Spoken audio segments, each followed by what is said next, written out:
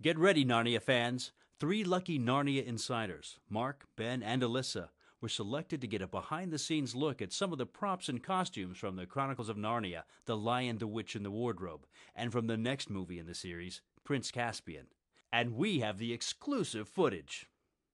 The first stop was KNB EFX workshop, where they met with special effects wizard Howard Berger, who won an Oscar for his makeup and creature effects on The Lion, the Witch, and the Wardrobe. Welcome, welcome, welcome. Hi, nice to meet you. Nice to meet you. Well, come on, I'm going to take you on a walk through the shop and show you what's here. This is the main space of the shop. Wow. K&B is a 25,000 square foot facility. And right now we've got a lot of different projects going on. We're always doing tons and tons of movies all at once. So, but anyhow, this is what we've got going on. And here we can stop over here and see Tammy Lane. So this is Tammy Lane. Hey, Tammy Lane. Tammy. Look. Hi. So Tammy, of course, was with me on the first 2 films and also won the Academy Award. And right now she's painting up some hag appliances. These are some, this is one of the characters that's in Prince Caspian. We have a hag. We had hags in the first movie, but now we have one hag in the second movie. This is a makeup we're doing, this makeup test. So it's a cowl, and then it's 3 different pieces. There's a forehead, sides of face, chin, and then there's a beak piece that goes onto that. So that all gets glued onto an actor, and then there's contact lenses, and mouth color and hands and all that crazy stuff. Very cool. So this is the mold making area. This is where we do all the mold work. Like after all the sculpture's done, it comes here, and the guys in this department basically do molds, be it silicone or plaster or epoxy or what have you.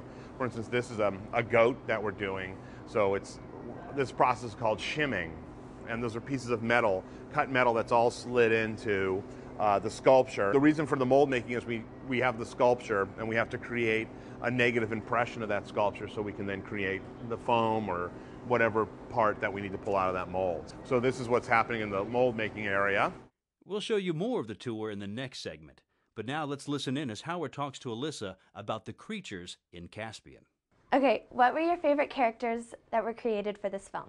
Well, I'd say my favorite characters that we created for Prince Caspian is I love Trumpkin, who's played by Peter Dinklage, who's one of our new characters. He's a red dwarf.